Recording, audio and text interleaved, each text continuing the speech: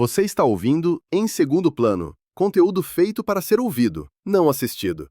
Este episódio foi pensado para acompanhar seu foco, enquanto você estuda, trabalha ou reflete. Sabe, tem um conselho que acho que todo aspirante a escritor já ouviu uma vez na vida. Ah, já sei. Aquele famoso não faça isso por dinheiro. Exato. De Tolstói a Michael Lewis, todo mundo fala. E olha, é um ótimo conselho, claro. Mas um conselho que ignora uma verdade bem inconveniente, né? Totalmente. Porque para criar, para pensar, para ter um mínimo de paz de espírito, você precisa pagar as contas. Com certeza. Existe um piso de segurança que, quando some, o idealismo vai junto. A angústia da realidade é implacável. E é exatamente nesse ponto de tensão que a gente vai mergulhar hoje. E a fonte é muito boa. É ótima. É um material super pessoal de um gigante da literatura, George Orwell. E não, a gente não vai falar direto de 1984 ou a Revolução dos Bichos. A gente vai para um lugar mais íntimo. Muito mais. Uma anotação no diário dele, do dia 9 de agosto de 1940. Tenta imaginar a cena. Plena Segunda Guerra Mundial. Exato. Londres sob ameaça de bomba, o caos global. E o Orwell no meio disso tudo preocupado com o leão do imposto de renda. É incrível. A nossa missão aqui é entender como essa frustração tão mundana, sabe, se conecta com as ideias dele sobre patriotismo, governo, dever cívico. E esse ponto de partida é fascinante, porque um diário é um registro sem filtro, né? Pois é. Não é um ensaio que ele pensou para publicar. É a pessoa falando com ela mesma. E aí a gente vê o Orwell não como profeta da distopia. Não. A gente vê um homem de 37 anos, um escritor freelancer tentando sobreviver a uma crise mundial e a uma crise pessoal. Tudo ao mesmo tempo. Humaniza demais a figura dele. Muito. Mostra que as grandes mentes também têm noites mal dormidas por causa de dinheiro. E isso é muito poderoso. Totalmente. Então vamos direto para essa anotação. Ele já começa de forma bem direta. Sem rodeios. Ele diz que a situação financeira dele estava se tornando completamente insuportável. A guerra, segundo ele, tinha basicamente secado as fontes de renda dele. Como jornalista e escritor, né? Sim. E o que me chama a atenção é o nível de desamparo que ele descreve. Ele não está só falando de falta de dinheiro. Ele está falando de um sentimento de abandono pelo sistema. Exato. Ele detalha na anotação que escreveu uma carta enorme para a Receita Federal Britânica. Explicando a situação. Explicando, dizendo, tipo, olha, meu trabalho depende de um mundo em paz e o mundo está em guerra.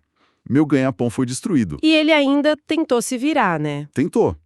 Ele menciona que tentou arrumar um emprego no governo, qualquer coisa, para ajudar no esforço de guerra e, claro, se sustentar. E foi recusado. Nossa. Então, a sensação era essa. O Estado está me exigindo, mas não me oferece absolutamente nada em troca. E tem um detalhe que eu achei brilhante e muito honesto da parte dele. Qual? Ele admite no diário que o argumento principal dele, a ideia de que, sabe, é impossível se concentrar para escrever um livro com o pesadelo da guerra rolando. Sim. Ele sabia que isso não teria o menor peso para um fiscal da Receita. Ah, claro. Ele tinha essa consciência. Total, ele sabia que a angústia criativa dele não era uma justificativa que o governo ia aceitar. É a colisão do mundo do artista com o da burocracia. Exato. É um desabafo cru, ele tá dizendo: minha alma tá um caos, o mundo tá caindo e vocês querem que eu preencha um formulário? E pague um imposto sobre um dinheiro que eu nem tenho mais. Exatamente. É uma situação que, de certa forma, qualquer autônomo hoje consegue entender, né? Com certeza. Aquela instabilidade. Sua renda flutua de um jeito absurdo, mas as obrigações com o Estado são rígidas, inflexíveis. Ele estava sentindo na pele essa desconexão. Ok, mas é aí que a coisa fica complexa. E agora que vem o pulo do gato. Totalmente. Depois desse lamento todo sobre a Receita Federal, ele escreve uma frase que, à primeira vista, parece uma contradição, assim, absurda. É a citação mais famosa dessa anotação. Ele diz algo como: eu não tenho o menor escrúpulo em relação ao governo e, se pudesse, fugiria de pagar impostos. Ok. Mas, e esse é um grande mas, eu daria minha vida pela Inglaterra sem pensar duas vezes, se fosse preciso. Uau. E ele finaliza com uma bomba. Ninguém é patriota quando se trata de impostos. Ponto final. Pera um pouco. Isso, pra mim, não faz o menor sentido. Como assim? Parece hipócrita, né? Muito! Ele tá dizendo que morreria pelo país, que é o sacrifício máximo, mas não pagaria uma conta. Que é, tipo, a obrigação cívica mais básica. Como a gente concilia essas duas ideias? É uma ótima pergunta. E parece uma contradição total. Mas para o Orwell não era. A chave para entender o que ele está dizendo Qual é? é que na cabeça dele, Inglaterra e o governo eram duas coisas completamente diferentes, Como assim, diferentes? quase opostas. A Inglaterra, para ele, era a nação. Era o povo, a cultura, a paisagem, a língua. Os pubs, o chá das 5. Exato. Era um conceito quase místico, um sentimento de pertencimento a uma herança, ao modo de vida. Era por essa Inglaterra que ele estava disposto a morrer. Uma lealdade emocional, então. Profunda. Já o governo era a máquina, a burocracia, a Receita Federal, os ministérios, os políticos, os formulários. Ah, Era uma estrutura impessoal e, na visão dele, naquele momento, indiferente e até hostil. agora começa a fazer sentido. Então, para ele, dar a vida era um ato de amor pela nação, pela Inglaterra. Sim, E pagar imposto era uma transação forçada com essa máquina, com o governo que ele sentia que tinha virado as costas para ele. exatamente isso. A lealdade dele não era com o aparato estatal, era com o ideal de país. Que distinção importante. É uma distinção que muita gente faz até hoje, de formas diferentes. Você pode amar seu país, mas desconfiar profundamente do governo que está no poder. Verdade. Para Orwell, o imposto não financiava a Inglaterra que ele amava, financiava a burocracia que ele desprezava. E essa visão de mundo é a base para tudo o que ele escreveria depois. E a história fica ainda mais saborosa, porque a fonte que a gente está usando traz uma nota de rodapé, que é a cereja do bolo. Ah, essa parte é ótima. Apesar do desabafo, não ficou só no desejo. O Orwell foi, de fato, processado por sonegação de impostos. É um universo com um senso de humor bem peculiar, não acha? Totalmente. O grande crítico do Estado sendo pego justamente pela burocracia do Estado. E a ironia é que ele não era um homem rico tentando esconder uma fortuna. Longe disso. Não mesmo. Ele passou boa parte dos anos 30 vivendo em condições muito difíceis, quase na pobreza. Foi para escrever O Caminho para Wigan Pier, documentando a vida dos mineiros. Exato. E, além disso, a fonte lembra que naquela época, na Grã-Bretanha, pagar imposto de renda não era universal como hoje. É um bom ponto. Só uns 20% da população adulta pagava. Então ele fazia parte de uma minoria que já tinha essa obrigação. O que torna a pergunta ainda mais intrigante. Pois é. Como ele se meteu nessa enrascada, se ele não tinha tanto dinheiro porque estava sendo processado? A fonte aponta duas explicações bem prováveis que acho que se complementam. Certo. A primeira é a tal da renda variável de escritor. Em 1937, ele publicou O Caminho para Wigan Pier, que teve um certo sucesso. E isso gerou uma renda. Exato.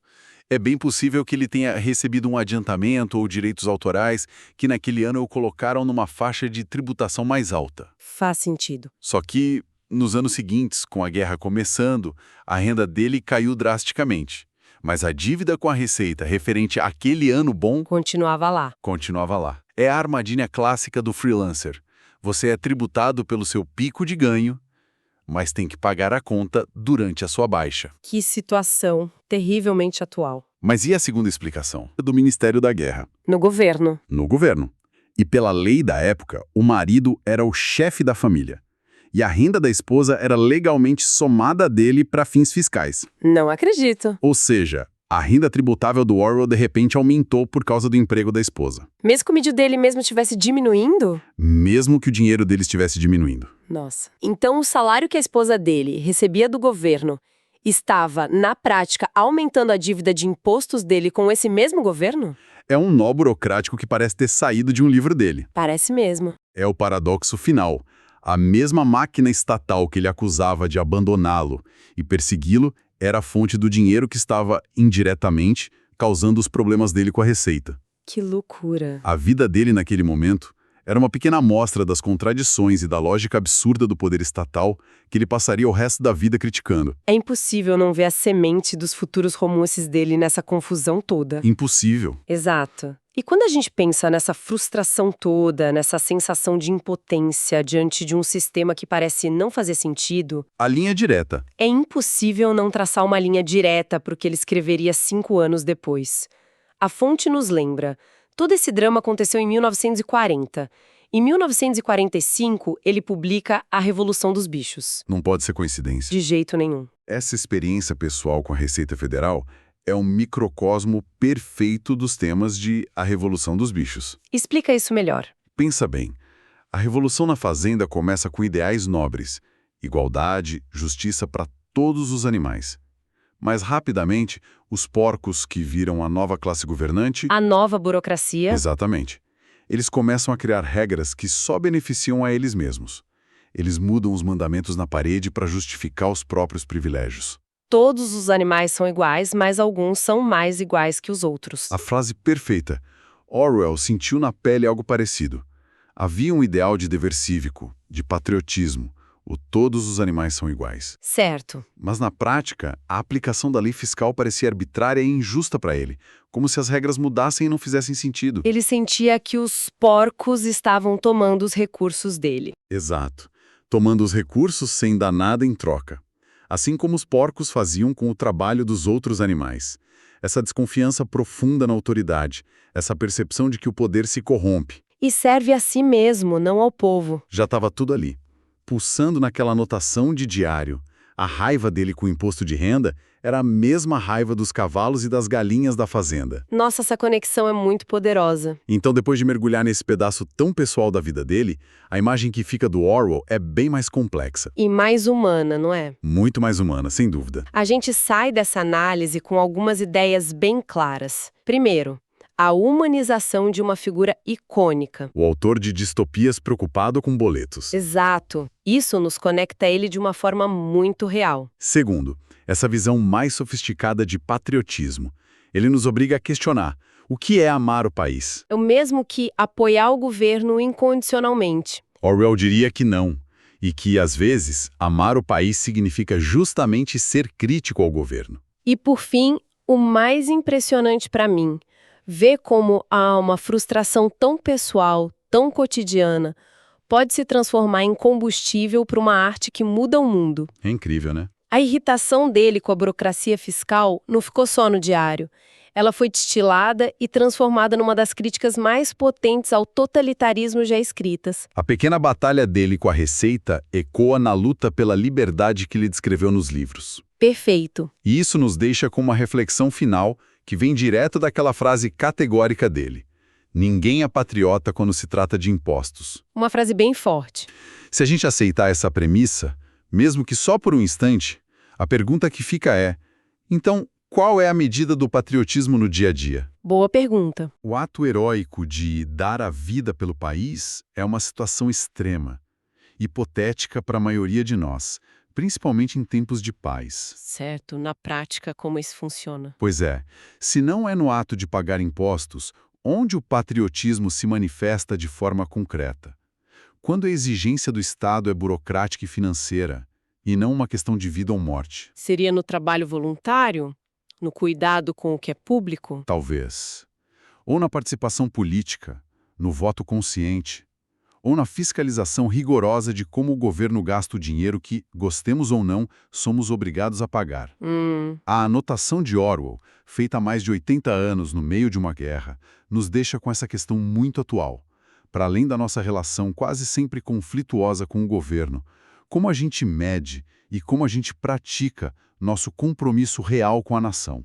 Se este conteúdo conseguiu te acrescentar algo, ele cumpriu seu papel. Obrigado por ouvir. Até o próximo episódio.